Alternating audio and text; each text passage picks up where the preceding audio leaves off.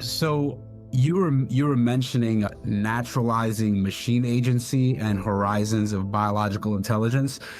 The horizons of biological intelligence is like, that sounds like what are we capable of in our biology? Like, how far can we take intelligence based on just our biology? And then I'm not sure what naturalizing machine agency, but is that combining AI with people? What are those two things? Yeah, to tell you a funny story. So I'm giving a presentation for United Nations Working Group, and I start by talking about horizons of biological intelligence, and this guy, he's a little cranky, he raises his hand. He's like, what are you talking about, like psi phenomenon and remote viewing? He had pegged me as like a new age kind of. So yes, it could include those, obviously. But also, I think that, first of all, extending the notion of biological intelligence. And the example I gave was, there's these great visuals on the internet, comes from a TED Talk, where it's an animation of how the ribosomes unpack DNA and then transcribe DNA. And the language around it is that this is a mechanism and these molecules do this. So we can explain what we are seeing, doesn't make it less of a miracle. Like, we don't know how to do that. So how do these molecules know how to do that?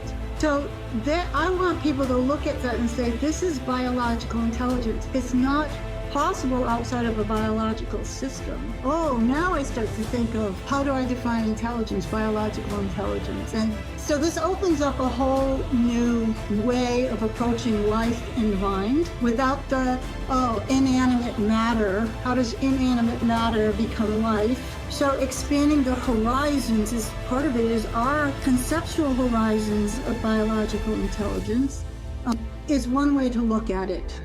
And there's other ways. Obviously, we haven't unpacked this very much because the whole purpose of running these tracks is to get lively people you could be an ecologist and want to talk about this. You could be a neuroscientist. You could be an engineer.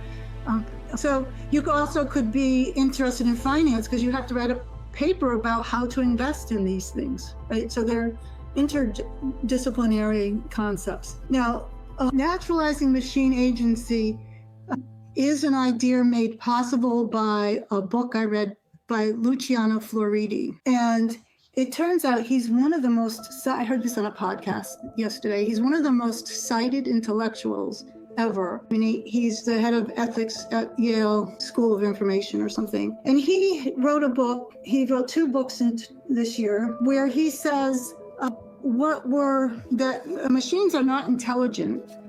And I've written about this before, that we have slowly and surely redefined intelligence. So it's good. It's defined as what machines are good at doing. So when you standardize education, eventually machines can do education because you've made the whole human system become more machine-like. We've standardized medical practice, so your doctor doesn't actually know you anymore. Hence, machines can do a lot of medical practice now. So the first thing is you have to change the human system such that it becomes more machine-like, and then you can say, we've made machines intelligent because they can do what humans do. So there's a two-step process. But he does say, like my calculator, it's not intelligent, but it gives me means how can we use machines to augment human agency in the direction that humans want to go. So that's part of it. Another part of his argument is that we have to be very careful because the reason why machines look intelligent is because we accommodate the environment to them. And one way of accommodating is standardizing everything. But another way of accommodating is by setting protocols for ways humans behave to make the machines look smart. So when I used to go to get a license, I'd go downtown, bring my paperwork, talk to a human being who would go through steps. And sometimes you would go late, and sometimes you'd go early, and sometimes you waited in line, and sometimes people complain. So machines can't deal with that. Going late, going early, the baby's crying, stuck their head in line.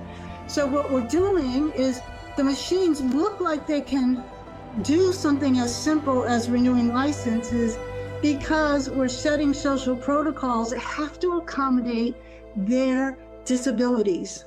They're extremely disabled. I'll give you one other example. So I brought a car to get serviced. It's a Volvo, and they gave me, it's an old Volvo, it's like 20 years old. And they gave me a new Volvo, right? And I'm backing out of my garage, and I have all these wildflower things and fountains at the edge of my property, and the thing shuts itself off. Backup brake. And I try again. It could not figure out what it was looking at, so it kept shutting itself out. So for that machine to look smart and provide me with safety, I have to completely accommodate the environment to it. This, I think, is a huge part of civilization risk because it affects ontological design of our systems and the protocols that make us societies. So that's his work, and so we want to be on top of that.